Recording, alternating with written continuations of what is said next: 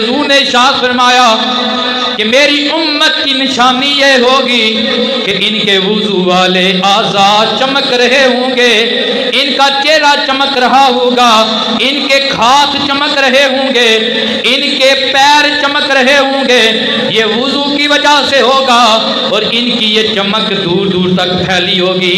एक हदीस में आता है कि मेरे बाद उम्मती ऐसे होंगे कि जिनकी पेशानियों से ऐसा नूर निकलेगा कि सूरज का नूर भी मांद पड़ जाएगा।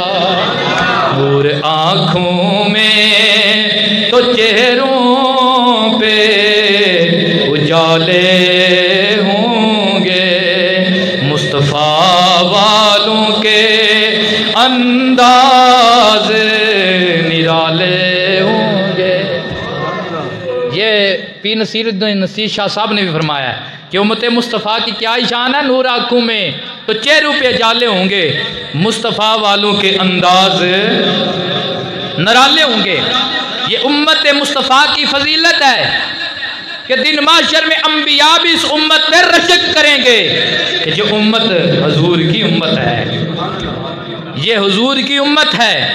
और इनके चेहरे क्यों चमकेंगे, इनके हाथ क्यों चमकेंगे, इनके पाँव क्यों चमकेंगे कि ये वुजू करते हैं। क्या करते हैं? वुजू करते हैं।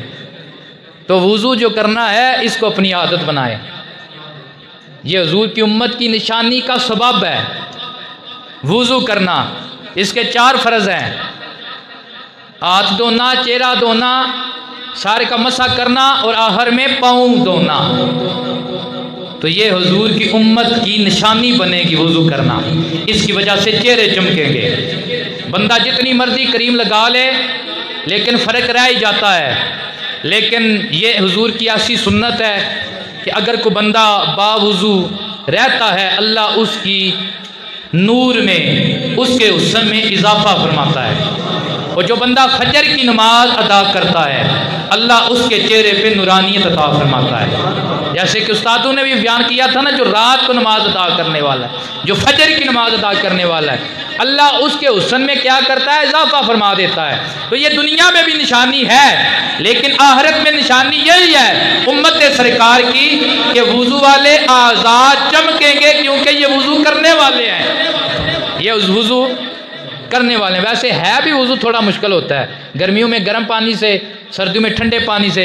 सर्दियों में गर्म पानी से भी वुजू करना ये मुश्किल होता है, कपड़े ज़्यादा पहने होते हैं, बंदे ने जुराबें उतारनी पड़ती हैं, ये सारे मामलात करने पड़ते हैं। तो ये वुजू अगर कर लिया जाए तो समझे नमाज का चलो 70% जो है ना वो मुशक्क़त नमाज की वो ख़त्म हो जाती है।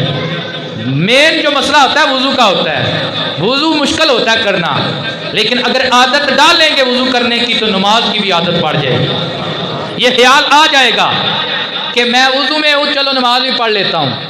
बसा औकात बंदा है, गुनाहगार है, तो ये मिस्टेक कर जाता है, ये कमज़ोरी कर जाता है, इस वजह से यार वुजू कैसे करें, सर्दी बड़ी है या गर्मी बड़ी है। तो वुजू की आदत डालें और इसका फ़ायदा आपने देख लिया ना, क़यामत में क्या होगा कि हुजूर की उम्मत की ये निशानी बन जाएंगे आज़ाए वुजू। ये चमकेंगे, ये चमकेंगे।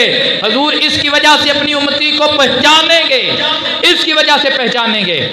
और दुनिया में भी वुजू का वैसे बड़ा फ़ायदा है। तिरमिज़ी शरीफ की हदीस मुबारक है, हुजूर शाह फरमाते हैं जब बंदा मुकम्मल वुजू कर लेता है, मुकम्मल वुजू कर लेता है, खुलासा कर रहा हूँ, हुजूर फरमाते हैं सर के बाल से लेकर पाँव के नाखून तक जितने भी गुनाह होते हैं झड़ जाते हैं, धुल जाते हैं। जितने भी गुनाह होते हैं धुल जाते हैं, झड़ जाते हैं, बंदा गुनाहों से पाक हो जाता है।